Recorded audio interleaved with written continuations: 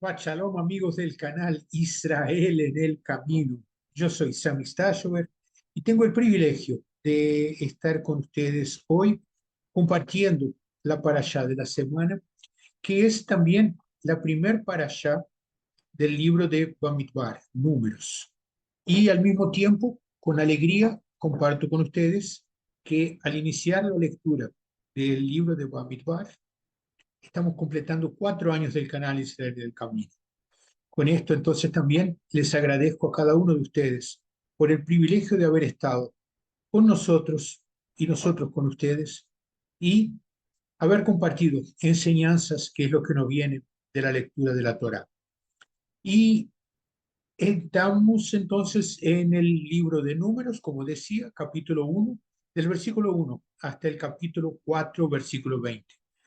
El Haftará, el profeta Oseas, lo tenemos en el segundo capítulo, del versículo 1 al 22.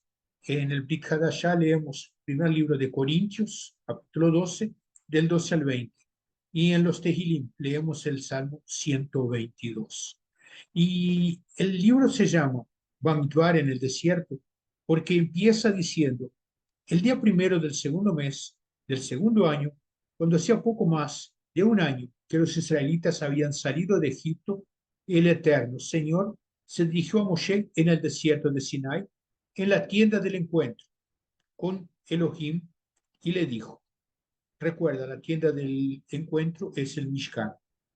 Y me gustaría enfocar con ustedes el capítulo 4 del libro de Números a partir del versículo 15, que es la instrucción que da el Eterno, qué es lo que harían con las cosas del Mishkan, con las cosas de la tienda del encuentro.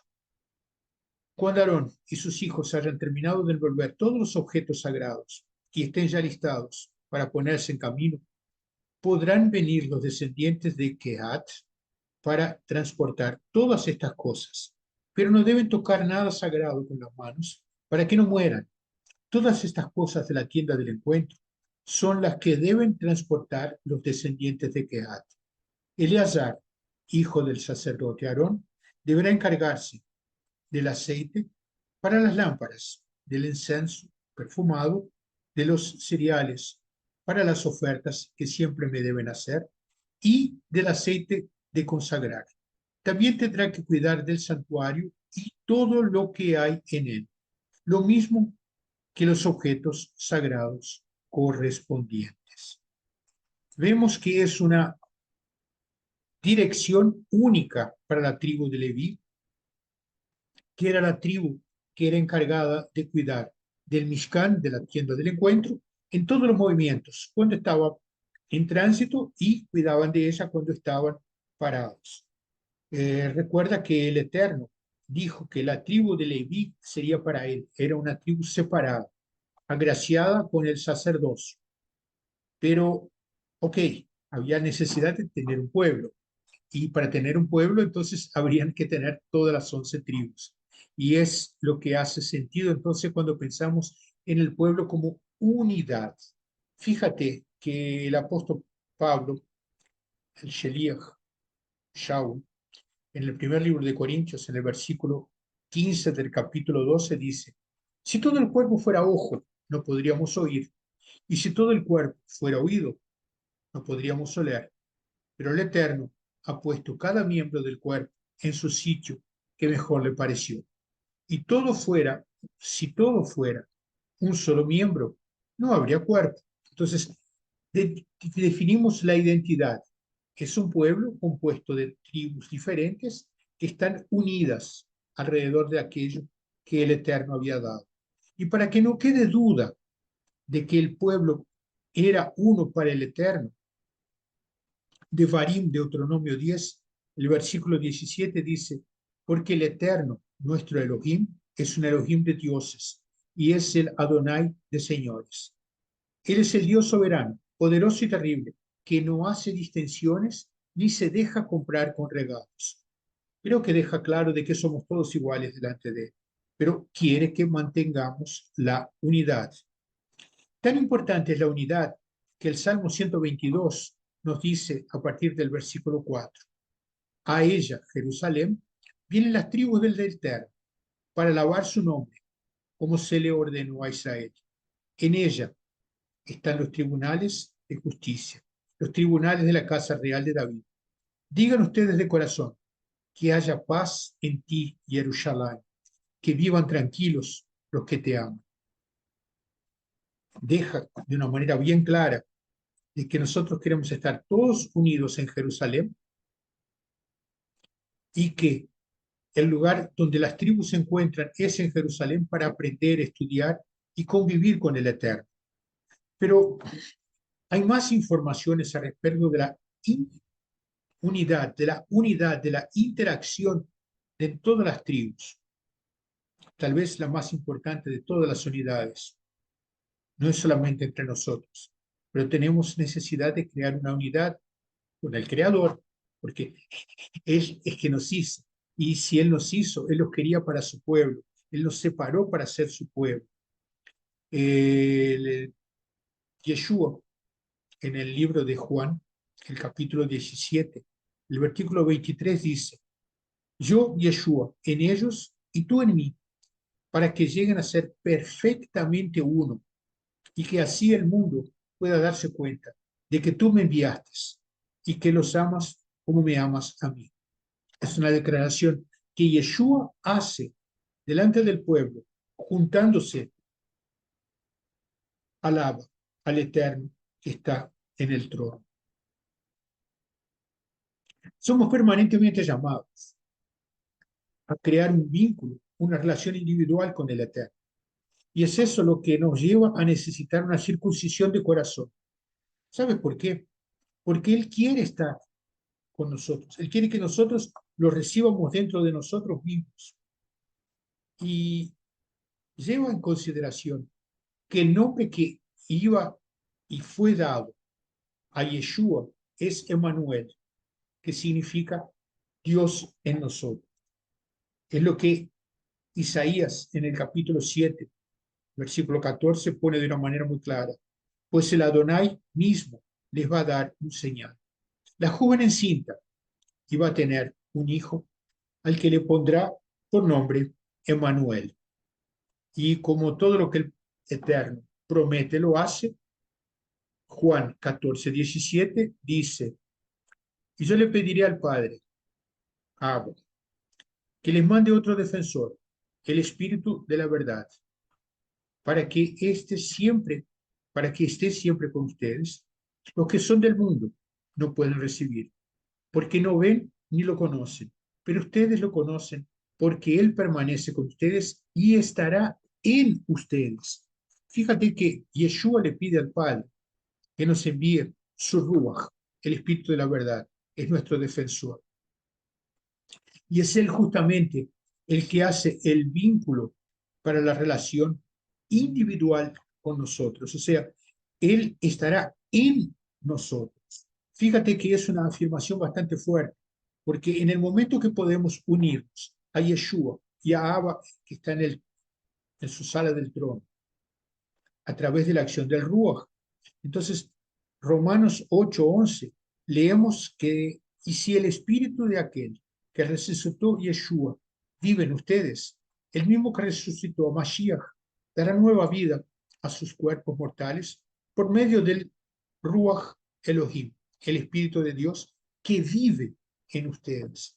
Fíjate que es un juego de palabras, pero que deja claro que fue el Ruach HaKodesh que resucitó a Yeshua.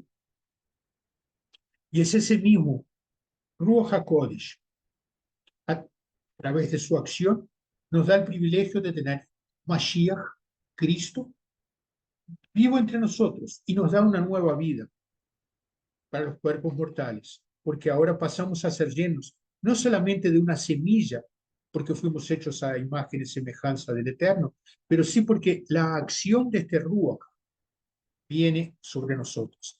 Ese es el verdadero sentido de la unidad que tenemos delante del Eterno. Y podemos entender entonces por qué había necesidad de que se creara esta unidad. No había solamente la tribu de Leví, que eran las 12 tribus.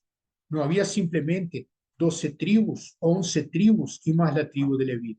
Era toda una cosa sola. Entonces, Pon en tu entendimiento que el Eterno nunca quiso abandonar. Fuimos nosotros que lo abandonamos. Él nunca quiso perdernos. Fuimos nosotros los que nos separamos de Él. Y Él hizo lo impensable. Él simplemente sacó a su hijo, Yeshua, lo puso para vivir entre nosotros. Lo llama de Immanuel, Dios en nosotros. Y nos da el sentido amplio cuando leemos que es el Ruach Elohim, el Ruach HaKodesh, que hizo todo el trabajo.